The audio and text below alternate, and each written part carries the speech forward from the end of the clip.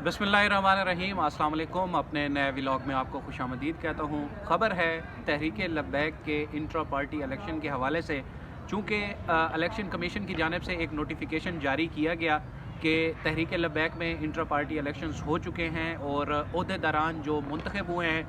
उसकी फहरिस्त भी उस नोटिफिकेशन के साथ एनेक्स्चर में लगाई गई थी। लेकिन तहरीक लब्बैक के अंदर से आवाज़ें उठ रही हैं कि ये इंट्रा पार्टी इलेक्शन फ्रॉड हैं, जाली हैं, और इसी हवाले से जो है आज इलेक्शन कमीशन में एक और अहम पेशरफ्त सामने आई है कि जो पहले से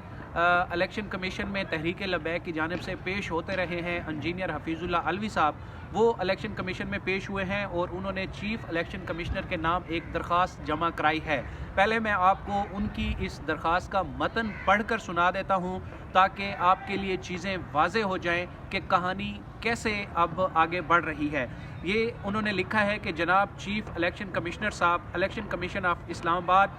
election commission of Pakistan Islamabad, दरख्वास्त बामुराद झूठे, बेबुनियाद, फर्जी TLP के इंट्रा पार्टी इलेक्शन को फिल फोर कल अदम करार दिए जाने और नोटिफिकेशन नंबर जो नोटिफिकेशन इलेक्शन कमीशन का जारी किया गया था उसका नंबर लिखा हुआ है मोरखा 3/2/2022 को वापस लिए जाने की गुजारिश है। और फिर इसके आगे लिखा है कि साइल तहरीक लब्बैक पाकिस्तान की मजलिस शूरा का रुकन, इस्लामाबाद जोन का अमीर और इलेक्शन कमीशन ऑफ पाकिस्तान में तहरीक लब्बैक पाकिस्तान का ऑफिशियल फोकल पर्सन है और हस्बे झैल अर्ज गुजारिश है ये कि आज मोरखा 9/2/2022 को बजरिया मीडिया मालूम हुआ कि TLP की इंट्रा पार्टी इलेक्शन से मुतल्लिक केस निपटा दिया गया है जो कि खिलाफ हकायक है। इसके बाद वो लिखते हैं 2 नंबर पैरा में कि ये कि तहरीक लब्बैक पाकिस्तान का हर कारकुन बाखूबी जानता है कि ना तो कोई इंट्रा पार्टी इलेक्शन मुनक्किद हुआ है और ना ही कोई इलेक्शन बोर्ड बना है और ना ही कोई इलेक्टोरल कॉलेज बना है, ना ही वोटिंग हुई है और ना ही इंट्रा पार्टी इलेक्शन का ऐलान हुआ है, जो कि इलेक्शन एक्ट 2017 की दफ़ा 2008-9 और इलेक्शन रूल्स 2017 के रूल्स 158 की सरीहन खिलाफ वर्जी है। इसके बाद तीसरे पैराग्राफ में इंजीनियर हफीजुल्लाह अलवी साहब लिखते हैं कि ये कि TLP के अपने दस्तूर के मुताबिक मजलिस आमला और दीगर मजालिस में से 3 रुकनी इलेक्शन अथॉरिटी का क़याम ज़रूरी है जो कि इलेक्शन के जुमला मराहल, वोटिंग लिस्टों की तैयारी, कागजात नामजदगी की वसूल, इलेक्शन कमीशन का इलेक्शन का शेड्यूल, वोटिंग रिज़ल्ट की तैयारी करेगी, मगर ऐसा कोई अमल सिरे से किया ही नहीं गया। और चौथे पैराग्राफ में ये लिखते हैं कि ये कि इलेक्शन रूल साल 2017 के रूल 158(2) के मुताबिक इलेक्शन कमीशन के लिए ज़रूरी है कि वो देखे कि क्या इंट्रा पार्टी इलेक्शन में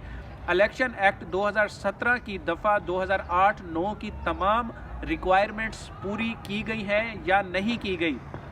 इसके बाद 5वें पैराग्राफ में लिखते हैं कि ये कि बोगस, बेबुनियाद, फर्जी, जाली इंट्रा पार्टी इलेक्शन ना सिर्फ ये कि इलेक्शन एक्ट की दफ़ा 2008 और 9 की खिलाफ वर्जी हैं, बल्कि ऐसा करने वालों ने कुरान और सुन्नत में दिए गए अहकाम शरई की भी खिलाफ वर्जी की है और बदनीयती, फरेब, धोखादही के मुर्तकब हुए हैं, जो कि ना सिर्फ आइन के आर्टिकल 62-63 की खिलाफ वर्जी है बल्कि मजमुआ ताज़ीरात पाकिस्तान की दफ़ा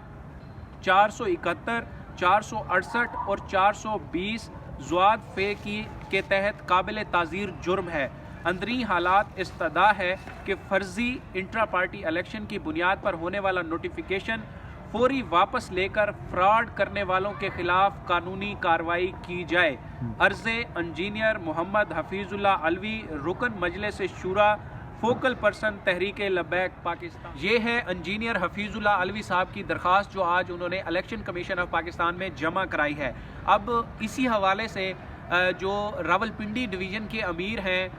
पीर इनायतुल हक शाह साहब, उनके स्टाफ से मैंने रब्ता किया था कि जी मुबारक हो, पीर इनायतुल हक साहब जो है वो इस्लामाबाद जोन के अमीर मुंतखब हुए हैं। तो आगे से उनके स्टाफ ने मुझे इस खबर की तस्दीक नहीं की, उन्होंने कहा कि हमें तो इस हवाले से कुछ मालूम नहीं है। तो फिर इलेक्शन कमीशन में ये फ्रॉड किसने किया है, ये अब एक बड़ा सवाल है, क्योंकि इस इलेक्शन कमीशन के जो डॉक्यूमेंट्स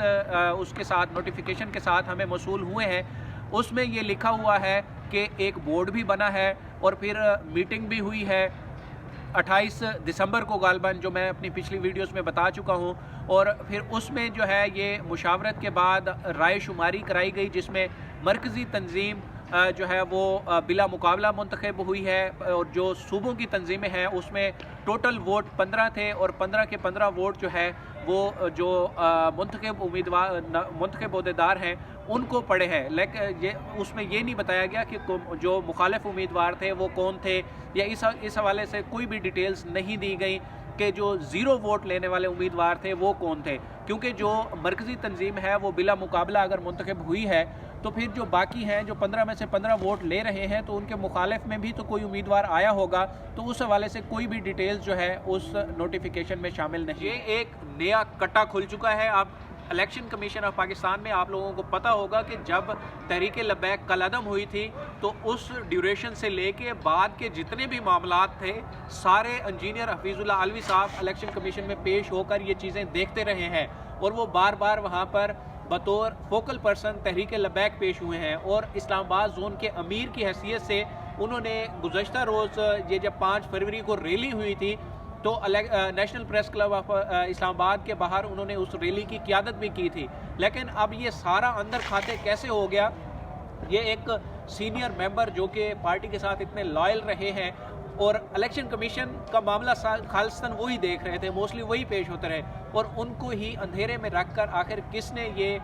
جو ہے پارٹی کے اندر درار ڈالنے کی کوشش کی ہے، اور خود انجینئر حفیظ اللہ علوی صاحب تو اس چیز کو کہہ رہے ہیں کہ یہ فراڈ ہے، بدنیتی پر مبنی ہے، دھوکہ دہی ہے، جال سازی ہے۔ تو یہ جال سازی کرنے والے کون ہیں؟ ان سب کے نام ان کاغذات میں موجود ہیں، اور کچھ نوٹیفیکیشنز تو ایسے ہیں جس میں حافظ سعد حسین رضوی صاحب کی مہر لگائی گئی ہے۔ اب ہم کہہ سکتے ہیں کہ یہ ان کا شاید نام استعمال کیا گیا ہو، یا پھر ہو سکتا ہے کہ انہوں نے خود ہی یہ اپروو کیے ہوں اور وہ نہ چاہتے ہوں کہ انجینئر حفیظ اللہ علوی صاحب کو اس بارے میں انہوں نے مناسب نہ سمجھا ہو کہ ان کو اعتماد میں لیا جائے یا ان کی مشاورت سے جو ہے یہ فیصلے کیے جائیں۔ انہوں نے جو بہتر سمجھا ہو انہوں نے اسی چیز کو آگے کر کے یہ تنظیم سازی کی، انٹرا پارٹی الیکشن کا مرحلہ مکمل کیا، اور کاغذات چونکہ الیکشن کمیشن کی ریکوائرمنٹس تھے تو انہوں نے وہاں پر جا کر جمع کرا دیے، اور اب یہ معاملہ جو ہے اس طرف چل نکلا ہے کہ پارٹی کے اندر جو ہے یہ ایک ناراض دھڑا شاید آپ کہہ لیں اس کو کہ ایک بن چکا ہے۔ 1-2 اور ٹویٹس بھی سامنے آئی ہیں کچھ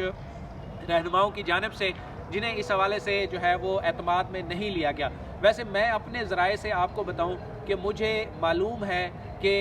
جو حافظ سعد حسین رضوی کا کلوز سرکل ہے اس میں پیر ظہیر الحسن شاہ صاحب اور 1-2 اور بندے ہیں جو اس سرکل میں ہیں، اور ان سے آج کل سب سے زیادہ مشاورت چل رہی ہے۔ باقی جو سینئر اراکین تھے ان سے اس طرح سے مشاورت نہیں ہے جیسے کہ علامہ خادم حسین رضوی کی